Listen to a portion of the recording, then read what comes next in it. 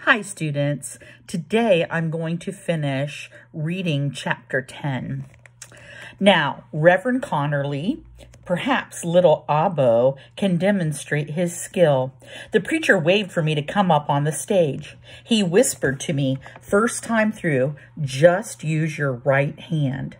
This weren't gonna be nothing. It weren't even 20 paces twixt me and the candles that were sitting atop the Swedish jungle board. I reached in my tote sack and pulled out 10 of the chunking stones and set them on the table next to me. I looked at the preacher and he ducked his head at me. I held on to my breathing and chunked with my right hand and passed stones into it with my left. When I was done, all the candles had been put out just as smooth as the slingshot lady had done it. The conjurer and the other white man looked at each other.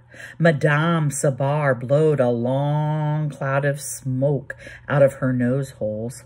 The preacher winked his eye at me. Maui called out, "Woo-wee! He good, Massa Charles. Y'all can't use him for nothing but tossing stones. He that good." The conjurer said, "You're right, Maui. That was most remarkable. Now, how about the others?" He pointed at the higher up candles. This weren't going to be as easy. The farthest candles appeared to be about 35 paces away, and it was dark up that high. The preacher saw I was fretting and came up on the stage. "What's wrong?" "I don't know if I can put out the flames on the two at the back, sir." "Just aim to knock them down then." "Yes, sir." "Just my right hand again?" "Yes." I held on to my breathing and threw at the 12 candles runged around the tent. When I was done, one of them at the back had got knocked over, and I'd clean missed on the one over the doorway. Sir Charles and the other white man brung their heads together and started talking. Maui said, Massa Charles, you got to have that boy take over from Missy Sabar. He good enough to take her place." The preacher said, "And that's not half the story. Sir Charles, no disrespect intended, madame, but while you are without doubt a deadly accurate slingshotist, little Abo's skills include something else." The preacher's hands started unfolding and waving right along with the story. He said, "One of the reasons the Chichote tribe is now nearly wiped from the face of the earth is that they shared their land with an insect so vile that it is called the horrible giant Bama bee. Bees so large that they've been known to carry away a full-grown man as easily as a hawk carries a mouse, and they attack in swarms of 10, which force the Chichote to learn to throw not only with the accuracy, but with the speed as well. Might I propose, if she is not too tired, that Madame Sabar and little Abo have a side-by-side demonstration that includes speed?" Sir Charles said, "A race? Why, that might prove to be quite interesting, madame." The slingshot lady didn't look too happy about doing this, but she chomped her teeth on her cigar and stood next to me. The preacher said, "If the young boy could light the 10 candles on the board again, we can get this started."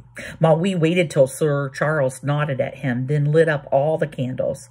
The preacher said, "Why doesn't the madame pick one side of the board and put out candles toward the middle, and little Abo will do the same with the other side.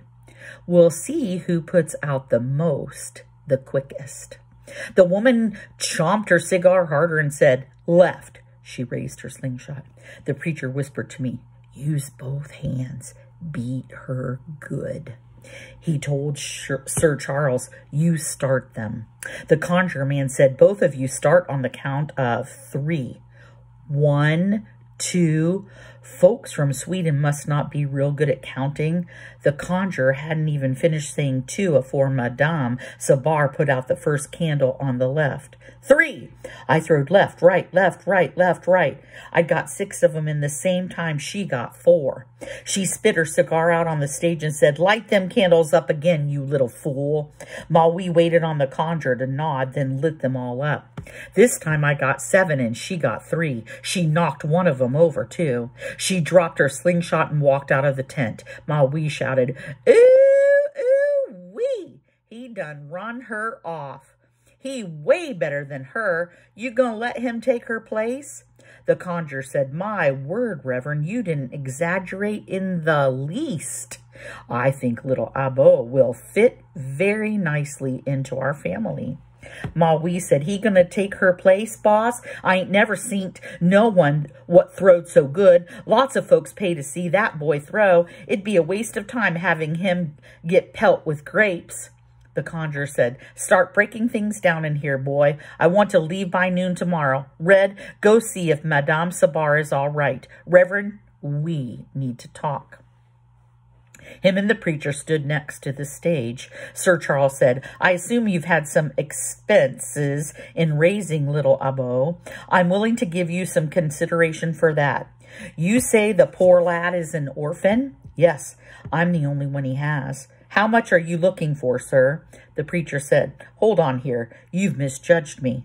I don't deal in human beings." "Then what is it you're proposing?" "The boy and I would be willing to travel with you for a while if you're willing to make certain guarantees." Such as how much we would be paid, such as what it is we would do in your family, such as what it is we wouldn't do.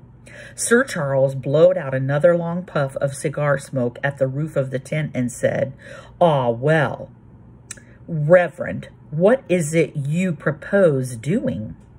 I can see that little Abo would be able to carry his weight and contribute to the family with his stone throwing, augmented, of course, by several other chores. But I really do not have a need for anyone else. I would, however, handsomely reward you for your transference of guardianship of the boy." Maui pulled all the candles off the top of the Sweden jungle board. He said, "Pardon me, boss. You wants me to take this sign about that white boy off of here? We gonna put it back saying this here's the real Maui's jungle, ain't we?" The conjurer man kept his eyes on the preacher but nodded his head at Maui. Maui pulled off the white sheet that said, "The Jungles of Sweden." Writ out underneath the sheet in letters direct on the board was, "The Jungles of Darkest Africa. Help Madame Sabar capture Maui, the chief of the Pickaninnies." All of a sudden, the preacher was done talking. He grabbed hold of my collar and we marched out of the front of the tent. Afore you could blink, we're walking down the road back to Buxton. Things happened so quick that I had to ask the preacher, "Why'd we leave without saying goodbye to no one?" He said, "It wasn't what I thought it was."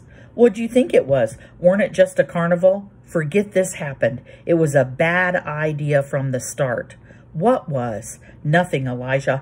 I was simply looking for a way to help the settlement."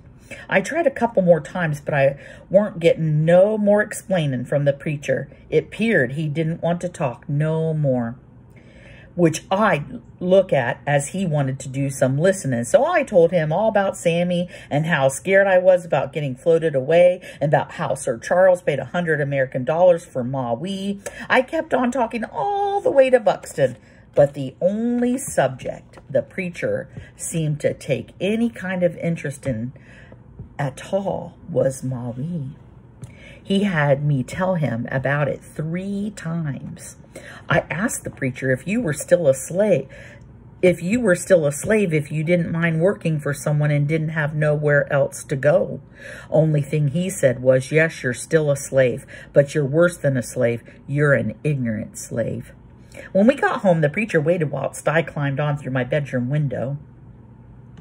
Once I got in, I waved at him and he waved back and walked away. It weren't till I was in bed thinking about the most exciting day I'd ever had in my life that it came to me that the preacher headed back down the road to Chatham instead of toward his own home. That was just as peculiar as a whole lot of things the preacher did that night. I just chalked it up to some more of that grown-up behavior that don't make no sense. It don't make no sense at all. On Monday morning, me and Cooter joined up in front of the schoolhouse. I was about to explode wanting to tell him some more about the carnival, but before I could open my mouth, he said, "Don't it seem odd ain't no one else here?" Doggone it all, Elijah. The same thing happened to me last month when I lost track of the days and sat out here for a half hour on Sunday morning wondering where everyone was at. Today is Monday, ain't it? Yes, don't you remember sitting in church all day yesterday? So where's every... We both heard someone say, ooh, and walked round back of the school. All the other children were crowded up in a big circle way out in the field. Wouldn't no one dare fight this close to the school, so me and Cooter ran over to see what the commotion was. I said, I bet they found another dead body. Cooter said, uh-huh. Emma Collins is standing there and she'd have run off and told someone first thing. I bet one of them moth lions from the circus you was telling me about busted loose and they's holding him down till someone come to get it. I looked at Cooter and couldn't help hoping that thick-headedness ain't something you can catch like a cold. When we busted into the circle, it weren't neither a dead body nor a lion. 'Twas a little strange boy standing there looking like he's about to cry. I knowed this boy, but I couldn't get hold on from where. Then it hit me. 'Twas Maui. Somebody had cut all his wild hair off and put him in some proper clothes. I said, you escaped? You're free? 'Tweren't odd for folks that just got free to look and act confused, but I had never saw no one that looked and acted like they were mad about coming to live in Buxton afore. And Maui was good and mad. Why, he was pouting and looking like he had rocks in his jaws and was grumbling so's everyone was wondering if he was crazy. Emma Collins asked him, what? You're wishing you hadn't escaped? You're wishing you were still a slave? Maui rubbed his hand over the top of his head like he was still wondering where all his hair was at. I done told you I weren't no slave and I didn't do no escaping neither. I got snatched off by his friend. He pointed spot on at me. I said, what? After y'all left, your friend come back and stole me from Massa Charles. I couldn't help myself. I knowed I should have kept my mouth shut, but I said, the preacher? Maui said, preacher? He sure don't act like no preacher I ever seen. Cooter said, what happened? Soon as we got done breaking everything down, that friend of his bust in holding on to 2 guns and set to pistol whipping Massa Red. Then he grabbed Massa Charles's hair like he bout to scalp him. He shoves one of them guns right in Massa Charles's nose. We all thinking it gonna be another stick-up, and boss is sure afeared of this man and say, ain't no need to hurt no one, just take the money. But that there boy's friend, Maui, pointed right at me. Say he ain't looking to rob us, and then he point the gun, what ain't jammed up Massa Charles's nose, dead at me. He tell the gator man he got 1 minute to tie my hands up. All the time he got that pistol up in Massa Charles' nose so deep, blood running down his face. Tears were pouring out of Maui's eyes. Once the gator man got me roped good, that preacher tell him this here's Canada and folks is free and he taking me to Buxton. He gonna kill anyone what try to stop him. Then he tell Massa Charles that once we gets to Buxton, y'all's army gonna make sure don't no one come and try to get me back. He say he got him the fastest horse in Canada tied out in the woods, but it weren't going to be no different if he had an old broke-down mule, 'cause he ain't going to gallop him nor trot him nor rush him at all. He say he ain't about to run from no one, especially not in his own country.